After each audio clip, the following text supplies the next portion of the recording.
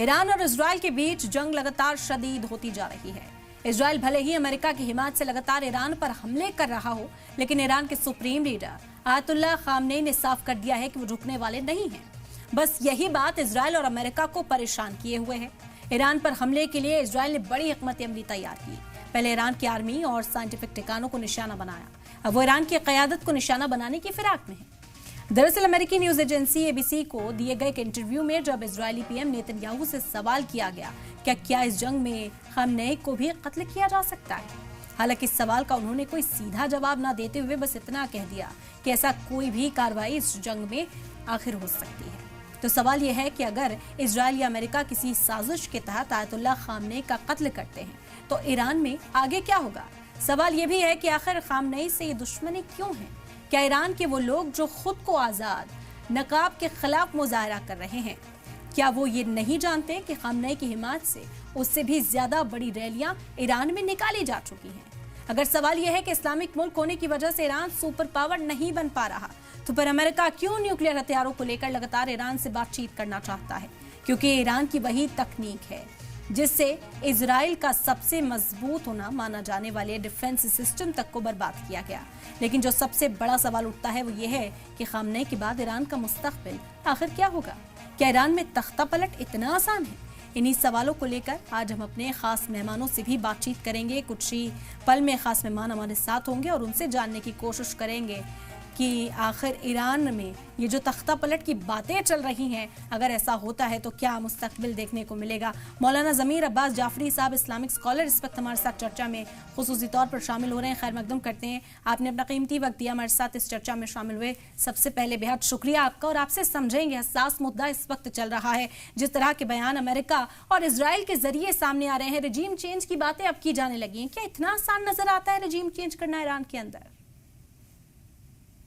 बिस्मिल्लाहिर्रहमानिर्रहीम। शुक्रिया आपका और तमाम हमारे व्यूवर्स को सलाम और आदाब अर्ज करते हैं।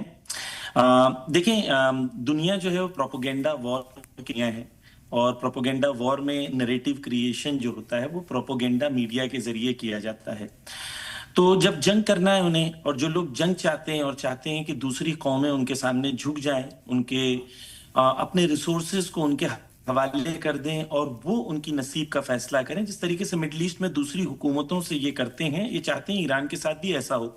अब आवाम को तो ये नहीं कह सकते कि हम ये चाहते हैं, तो आवाम को क्या कहना होगा? आवाम को ये कहना होगा कि हम आज़ादी चाहते हैं, हम डेमोक्रेसी चाहते हैं, हम फला चाहते हैं, फला चाहते हैं।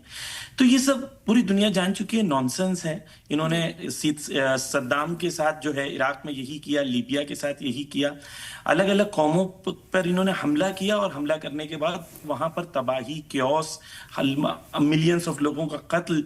लेकिन फर्क एक यहाँ पर यह है कि अब तक पिछले 20-25 सालों में सिर्फ ये मारते थे और जो मुसलमान कौमें हैं वो सहती थीं, इनके पास न कुव्वत थी न कुदरत थी। पहली बार ये हुआ है कि 3 रातों में इस लेवल पर इजराइल पर हमला रिटर्न किया है ईरान ने, अपने बदले का जवाब लिया है कि कल हाइफा में जो है वो जो लाइव टेलीकास्ट है उसे बंद कराना पड़ा, क्योंकि हाइफा इस तरीके से हाइफा पर अटैक किया था।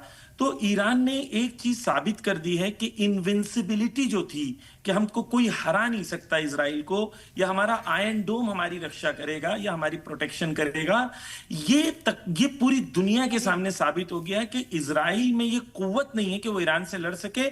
इसलिए भीख मांग रहा है अमेरिका से कि अमेरिका उसे मदद करे। लेकिन हमारे लिए क्लियर है पहले दिन से ही, जैसे हमने तमाम इंटरव्यूज में भी कहा, कि ये जंग इजराइल और ईरान की नहीं है, ये अमेरिका और ईरान की है। या इससे भी आगे अगर मैं आपको कहूं तो ये जंग 2 आइडियोलॉजीज की है। एक इंपीरियलिस्ट कॉलोनियलिस्ट आइडियोलॉजी है जो चाहती है पूरी दुनिया पर अपने हुक्म को जारी करे, और उसके मुकाबले में कुछ ऐसी कौमें हैं जो चाहती हैं कि अपने पैरों पे खड़े हों, इस्तिक़लाल हो, आज़ादी हो, लोगों अपने रिसोर्सेज को उम्मतें कौमें अपने हिसाब से यूज करें। और ये कौम जो है, ये जो ग्रुप्स हैं, इन्हें रेजिस्टेंस ग्रुप कहा जाता है, जिसकी लीडरशिप ईरान कर रहा है।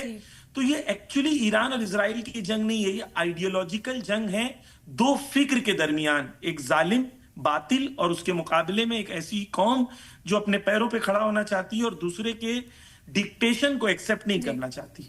बिल्कुल।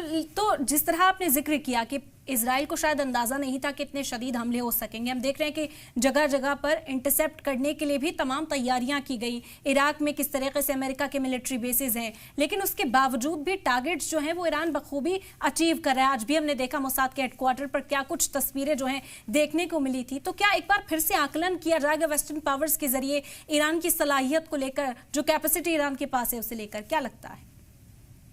देखिए, मैं कैपेसिटी के बारे में सिर्फ इतना बोल दूं कि यहाँ के जो कमांडर हैं उन्होंने कहा है कि अभी जो हम वेपन्स इस्तेमाल कर रहे हैं ये हमारे ओल्ड वेपन्स हैं, ये हमारा खाली स्टॉक भरा हुआ है जिसे खाली कर रहे हैं। अभी तक हमने मेन हमारी टेक्नोलॉजिकल वेपन्स को इस्तेमाल नहीं किया है। तो ये क्योंकि ईरान तकरीबन आप जानते हैं कि ईरान के ऊपर हमला होना है, ये 25 ईयर्स से हम लोग सुन रहे हैं, कम से कम शायद उससे पहले से। सद्दाम उससे पहले इराक से हमला कराया था, फिर इराक से हमला जब खत्म हुआ 8 सालों की जंग के बाद, फिर उसके बाद से हम कंटिन्यूअस सुनते हैं ईरान पर हमला होगा, ईरान पर हमला होगा। प्रोफेसर मरंदी जो ईरान के एक्सपर्ट हैं उन्होंने कहा है कि हम 20 ईयर्स से कैपेबिलिटी बिल्ड कर रहे हैं कि अमेरिका से लड़ाई करेंगे, अमेरिका जब हमला करेगा तो हम उनसे मुकाबला कर सकते हैं। तो इजराइल की हकीकत में कोई औकात नहीं है लड़ने की ईरान के मुकाबले में। तो बैलिस्टिक मिसाइल्स हैं, हाइपरसोनिक मिसाइल्स हैं, या खुर्रम शहर के नाम से एक है, या खैबर शिकन नाम की इनकी मिसाइल्स हैं, शाहिद मिसाइल। ये जो इनके पास टेक्नोलॉजी है उस लेवल पे है कि रशिया जो पूरी दुनिया को वेपन सप्लाई करता है वो भी मजबूर है कि वो ईरान से ये टेक्नोलॉजी को ले। तो पूरी दुनिया के लिए वाजे हो गया दो चीज, एक इजराइल इनविंसिबल नहीं है, दो इजराइल का एयर स्पेस सेफ नहीं है, तीन ईरान जहां चाहे जिस नुक्ते पे चाहे इजराइल में उस नुक्ते पे हमला कर सकता है, प्रिसीजन से हमला कर सकता है। हो ये कैपेबिलिटी शायद उनके पास भी हो कि वो भी ईरान में हमला कर सकते हैं, लेकिन अब जंग इक्वल है। यानी अच्छा, इक्वल क्यों है? क्योंकि इजराइल के पास खुद का कुछ नहीं है, सब अमेरिका का है। आप ईरान के जो भी वेपन्स इस्तेमाल कर रहा है, आप कोई वेपन्स को नहीं कह सकते हैं कि रशिया ने दिया है, ये चाइना ने दिया है, नहीं।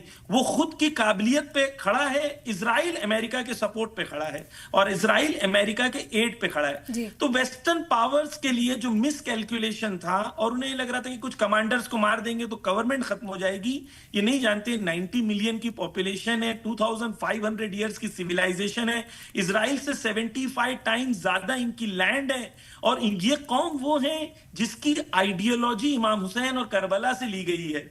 तो ये कौम सर कटा सकती है, सर झुका नहीं सकती है। बार बार अमेरिका ट्रंप आके कह रहा है कि आप मान लो, सरेंडर कर लो, जानते नहीं है ये कौम कौन है। इसलिए जालिम, क्योंकि इंपीरियलिस्ट और कॉलोनियलिस्ट है, उसका माइंडसेट वही कॉलोनियलिस्ट है, उसी जबान में बात करता है, और उसे नहीं पता जो सामने वाला दब नहीं रहा है वो दबेगा नहीं। उन्हें लगता है कि सब ऐसे ही हैं, सब हमारे साथ आ जाएंगे, ऐसा होगा नहीं। और ये जो बयान है